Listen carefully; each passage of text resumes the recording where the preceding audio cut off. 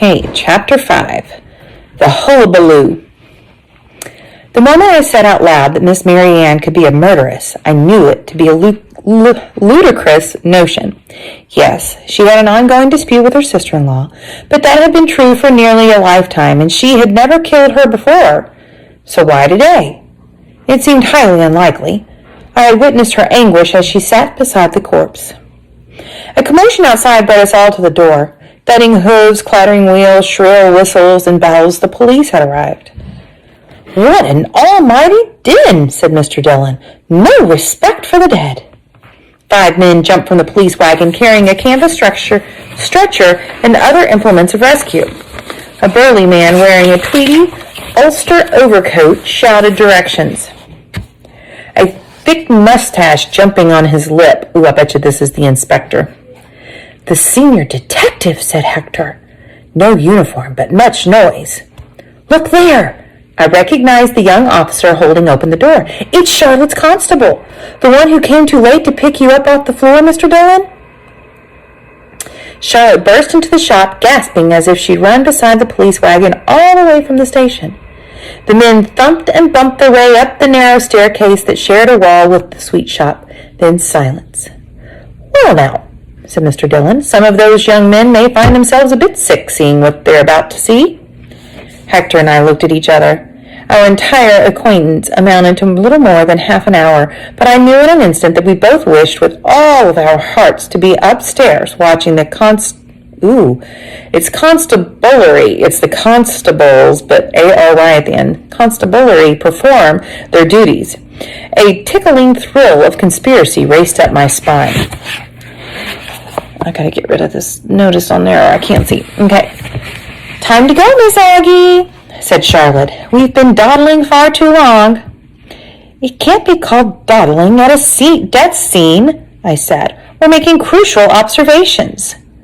"My crucial observation is that your grandmother will have sharp words if we're late for tea," said Charlotte. "Thank you, Mr. Dillon, for the unnecessary sweets, and we'll be on our way." "Come with us," I spoke to Hector, not looking to Charlotte for permission. Why did an afternoon so perfect as this need to end? "There's always plenty. It would be ever so nice to have you." I was depending on Charlotte being too polite to interfere with an invitation just given. "Mummy will love to meet a new friend, won't she, Charlotte? Please, Hector. We've so much to discuss." It used to be that Mummy would be sitting with Papa in the library after lunch, sewing perhaps, and quietly chatting, when Papa was still alive. Naturally, she wouldn't be sitting so pleasantly with a ghost, would she? Though perhaps his ghost had remained a faithful companion these many months, giving Mummy some small comfort. I considered the idea that memories and ghosts are knitted together as closely as stitches of yarn on a needle, part of the same warming shawl that each of us wears. Occasionally my mind strayed to consider what my father might look like now. Not his ghost, but inside his coffin. Well, that's kind of a morbid thought, isn't it? Or what if he hadn't been buried, but picked clean by helpful carry-on, leaving him a skeleton, shiny white and elegant. Where is her mind going? Carry-on is a type of bird. Mummy was most important with what she called my morbid preoccupation. I just said the same thing. Papa being dead was the very last thing she wanted to think about, though she clung to his memory with her own melancholy resolve. Quite recently I had discovered a memento tucked under her pillow, the stub of a pencil in an envelope labeled "Last pencil ever used by Fletcher." Its end was dented with the marks of Papa's teeth as he would gnaw in concentration while he tabulated numbers. It was my fervent intention to tell Mummy the afternoon's news in a calm and factual manner. Despite my plan, I dashed across the dining room and draped myself around her. "Oh, Mummy!" The clicking of... Let me move this over. There. The clicking of Granny Jane's knitting needles paused, as if waiting to hear what came next. Tony hopped off his mat by the fire and pushed his head against my leg, accepting my ear pulls as merely his due. That's the cat, and so that's the other picture we had not seen yet. Remember? Tony the cat. I thought it was a dog by the picture, but I guess it's a cat, huh? Come on. Yeah. It's got to be a dog. The way she talks about it sounds like a cat, but that's a dog, right? That's a dog. Okay. Whatever has happened? Mummy's voice was muffled by me squashing her. Gracious, Agatha! She caught sight of Hector hovering in the doorway. And who is this? She tried to rise, but my hug impeded her. And there are now boys in the mermaid room? Granny put her knitting back into its basket. This was a novelty not to be missed. Granny knew that there was getting ready to be a fun little exchange, wasn't there? This is Hector, Mummy. Hector Poirot. I tried to remember the sequence one should follow in making introductions. Hector, this is my mother, Mrs. Morton, and this is my darling, Tony Dog. Yes, dog then. Tony sniffed Hector's shoes and seemed to approve. But oh dear, perhaps Granny Jane should have been first since she was so old and also a person. Oops. This is my grandmother, also Mrs. Morton.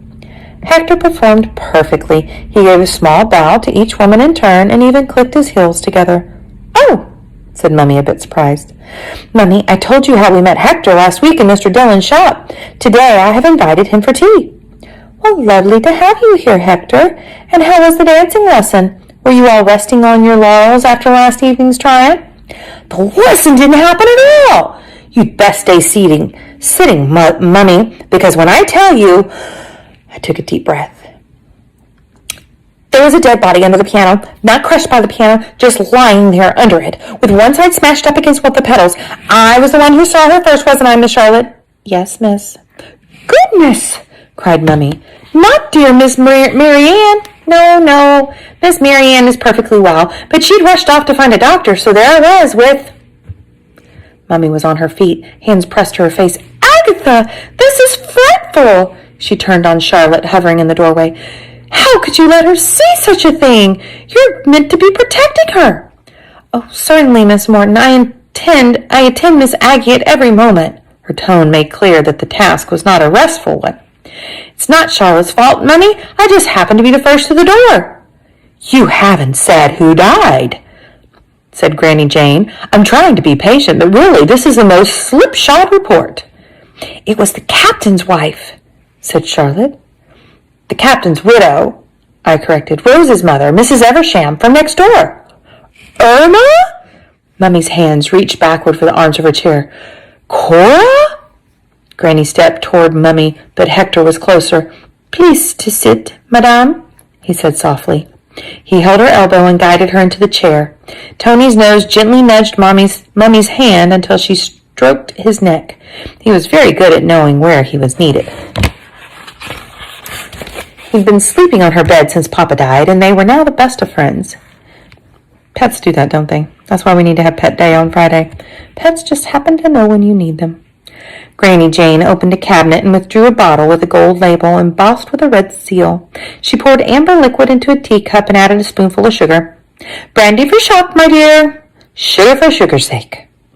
Mummy drank it in 2 gulps, giving a little shudder in between.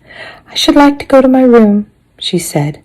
Charlotte, will you bring a hot pan from the kitchen to warm the bed? Their footsteps had scarcely faded down the hallway when the front door knocker banged. We all jumped a little. Most visitors knew to come to the less formal side door, or even all the way around through the garden to the kitchen. Granny clasped her bosom in surprise. Who is making that appalling uproar? We haven't any servant to answer the front door, I whispered to Hector. Robertson left months ago when we turned out the poor because of Papa's bad investments. Another knock. I will go. I hurried into the hall with Hector close behind. I peered through the pane that overlooked the doorstep. Oh! I cried. It's a policeman! Charlotte's policeman. Tall and ruddy-cheeked, his knuckles raised and ready to knock again. Next to him, stamping enormous boots, was his bushy-lipped superior. I opened the door. I am Detective Inspector Locke, the man announced, and this is Police Constable Beck. We remember Beck's name, right? I bobbed my head and stared at his boots, willing the words to come out. In rather a mumble, I managed that Mummy was indisposed, but Granny was in the library. Then take me to the library, said the inspector. I imagined that I was handsomely attired in the sharp tailcoat and striped cummerbund of an excellent butler as I stepped to the library door. "Detective Inspector Locke and Police Constable Beck," I told Granny in my best posh voice. "Ma'am?"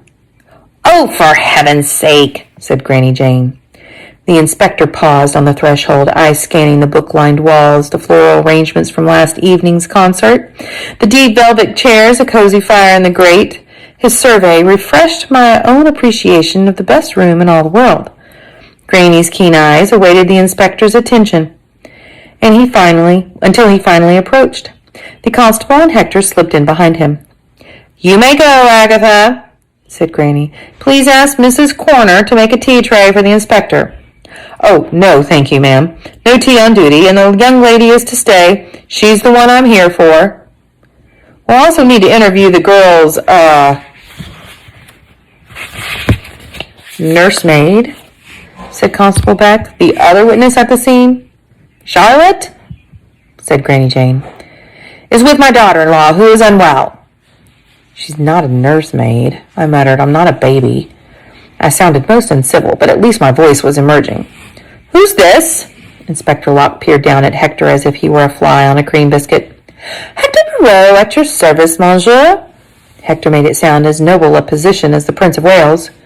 "Were you also at the crime scene?" "No, monsieur." "Crime scene?"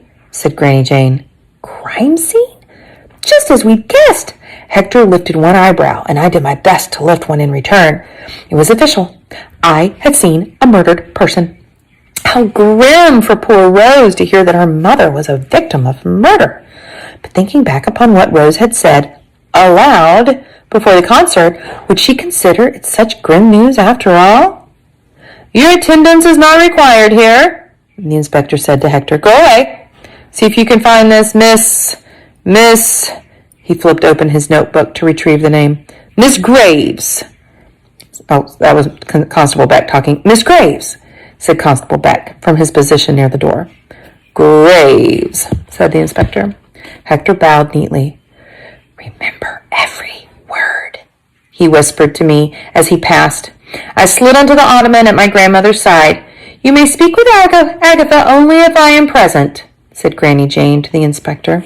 She gestured toward what I called the sofa of rigor mortis, the very hard one that leaves a person rather stiff.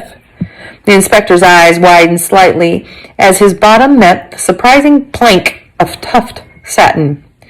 "Now then," he began. "The child has had a most distressing afternoon," said Granny Jane.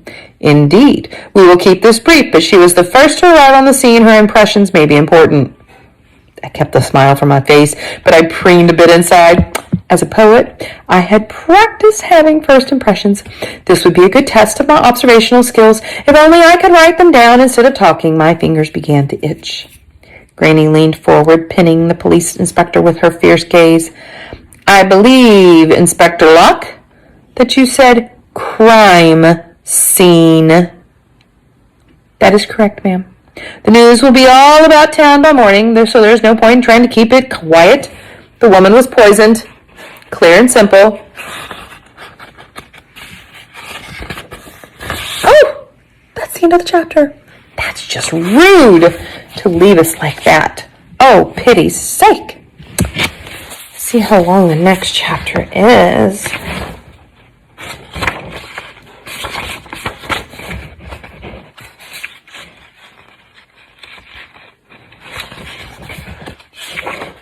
Yeah, it's just as long. So I don't quite have time to read it right now. So sorry, everybody.